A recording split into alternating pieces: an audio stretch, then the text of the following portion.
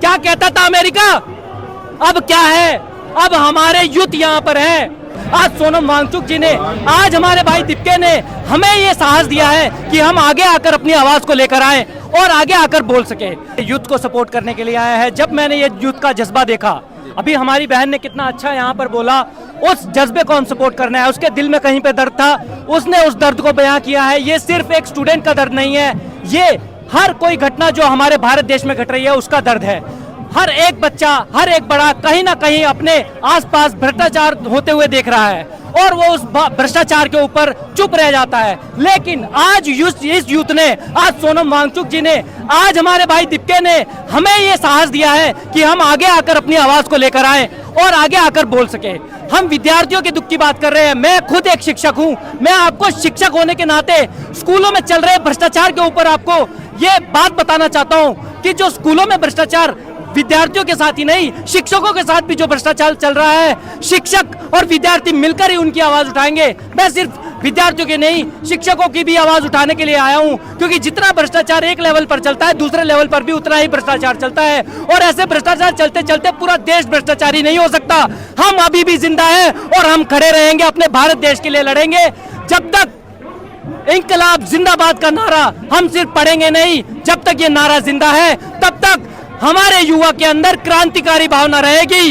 इंकलाब इंकलाब, भारत माता की, भारत माता की। अच्छा, ये सवाल अभी आपके बहन ने कहा कि रेपिस्ट के बारे में, तो ये बताइए कि इस सरकार के में रेपिस्ट की जब बात हुई थी तो पार्लियामेंट में जो हंसा जाता था, कहा जाता था रेप को जो एंजॉय करना चाहिए। आपने खुद क्लिप देखा होगा। ये हंसी मजाक का कोई टॉपिक नहीं है, ये बहुत गहन अध्ययन का और शर्म से मर जाने का टॉपिक है। अगर कोई हंसी मजाक में इसको ले जा रहा है तो समझिए वो अपनी घर की बहन बेटियों की भी इज्जत क्या करते होंगे, जो अपने देश के अंदर बच्चियों के साथ होने वाले रेप के ऊपर नहीं बोल पा रहे, वो अपने घर में बहनों के साथ रेप होंगे, क्या वो नहीं बोलेंगे? उन नेताओं को हमें उखाड़ फेंकना, इस ऐसी नेतागिरी हमें नहीं चाहिए। हमें अपना युवा आगे चाहिए, हमें एजुकेटेड लोग आगे चाहिए, जो हमारे देश की आवाज को ले जा सके, जो हमारे देश को और बुलंदियों तक ले जाए। हम अमेरिका से डरने वाले लोग नहीं है। क्या कहता था अमेरिका, अब क्या है, अब हमारे यूथ यहाँ पर है। क्या हम किसी से पीछे रहने वाले लोग हैं? हम किसी से अपनी तुलना नहीं करेंगे, हम आगे बढ़ेंगे। हम सोने की चिड़िया थे और सोने की चिड़िया अपने साहस से फिर से बनकर दिखाएंगे। भारत माता की। अच्छा, ये कहिएगा 20 जुलाई को जो है संसद भवन की ओर जो है चलने वाले हैं, तो क्या लगता है कि कितने युवाएं शामिल हो गए इस प्रोटेस्ट में, और क्या कुछ इस प्रोटेस्ट में होगा उस दिन? प्रोटेस्ट में हम कोई आक्रामक प्रोटेस्ट नहीं कर रहे हैं, हम शांतिपूर्वक प्रोटेस्ट कर रहे हैं। हमारी मांगे सिर्फ इतनी है कि हमारी बातें जो सुनी जाए, जो भ्रष्टाचार व्याप्त है, बच्चे मर रहे हैं सुसाइड से, एग्जाम के अंदर पेपर लीक हो जा रहा है, शिक्षकों के लिए इतनी मुश्किलें पैदा कर दी गई है, ये सिस्टम पूरा करप्ट हो चुका है। ये सिस्टम को हमें सुधारना है तो सिस्टम के एक एक पुर्जे को ठीक करना पड़ेगा। उस पुर्जे को ठीक करने के लिए इस युवा को आगे आना पड़ेगा।